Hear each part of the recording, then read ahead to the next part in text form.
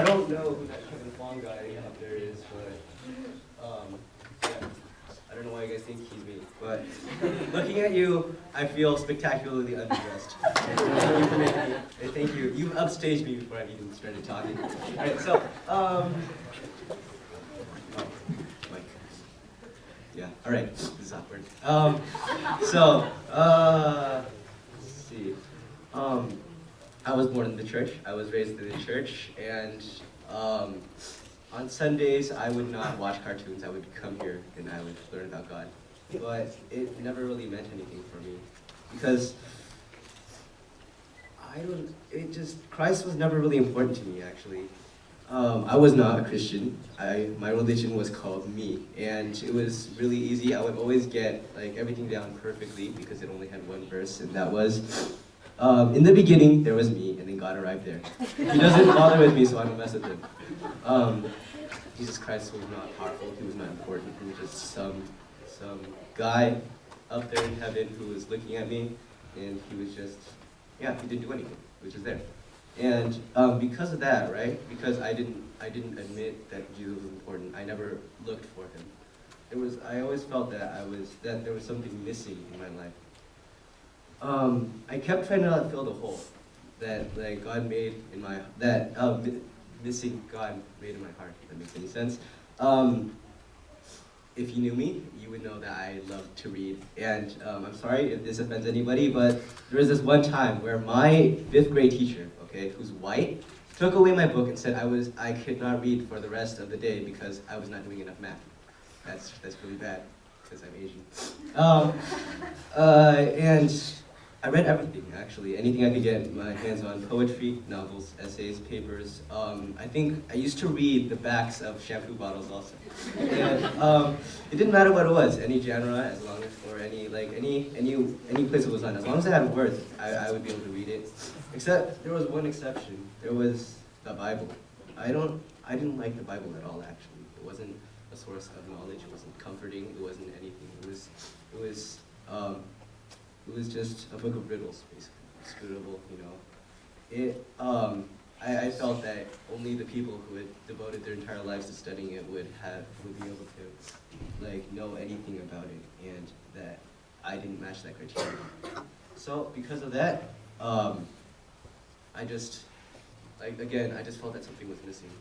I would always pick up something new, like a new game, a new book, a new activity, whatever it was. I would pick it up, right, and I'd get bored of it for a few weeks and then toss it aside before trying something else.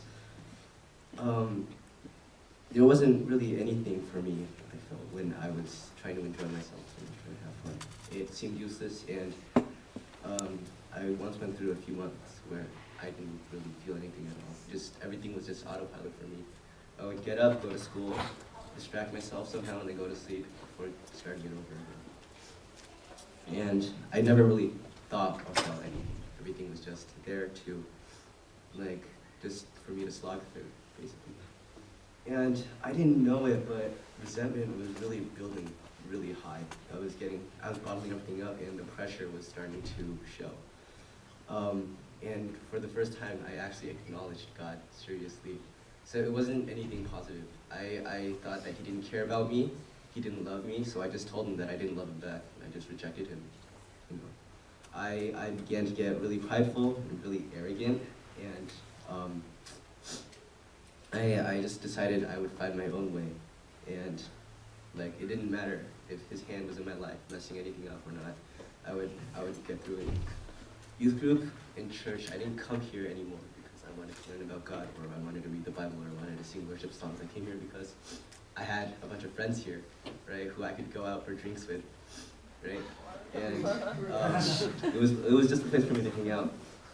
And a lot of people have said that the I Resolve retreat was a really big turning point. It was a really great time. I didn't go there for the Bible. I went there because the food was good and there was paintball. I honestly didn't take anything away from that.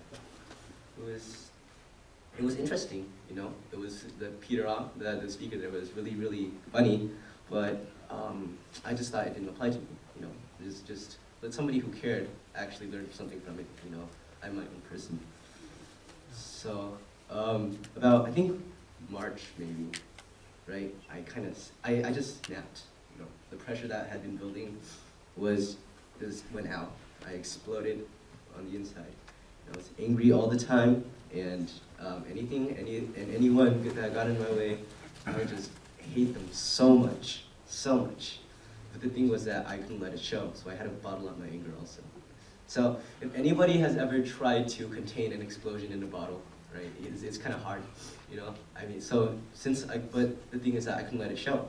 I felt that even though I wasn't God, I had a duty to, like, remain emotionless, you know, keep my mask on all the time. So I just melted down instead. I was really flaky, really insecure, worried, became really cranky and irritated. I threw a tantrum, you know, like not like I got mad at something, so I was sulky all the time. I was like, you know, when you're 3 years old and then your parents said that you couldn't have any more chocolate after dinner, and then you were just like screaming and stomping your feet, right? I had something like that. I punched a wall and it hurt really badly, and I got even more angry. And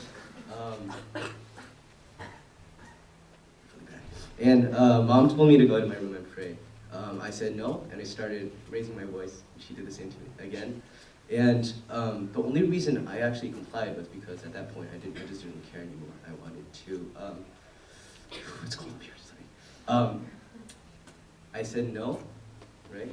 Not because I had any conviction, but because I said I agreed because I didn't have any conviction left in me. I just felt that, you know, wherever this takes me, it'll take me. You know, God's not going to be there to help me. So I went to my room, I locked the door, sat down, and then out of nowhere, I just started crying my eyes out. It was insane. I don't know what happened, but I found my hands folded, and I found myself praying to God as hard as, like, harder than I could remember. It wasn't like I was screaming or yeah, well, I was crying, but it wasn't like I was loud or anything. It was for that one time, that first time, I actually felt that I meant something in my prayer, and that I just prayed so hard. I had so much guilt, so much anger, and I asked God to forgive me. While I prayed, I kept thinking about what I'd done, about rejecting God, about hating Him, about saying so many bad things right to His face, you know, just slapping Him over and over again, and how He took it. And I was so guilty about that. I realized that I was completely worthless, you know, without God, that I had no future, and that there was nothing for me. However, the more I kept praying, the more I kept asking for forgiveness, it was like He was comforting me. He was telling me, all right, like he was saying, okay, I forgive you. You know, I felt a hand on my shoulder, and when I finally finished praying, I'd stopped crying. So, in short, I accepted Him.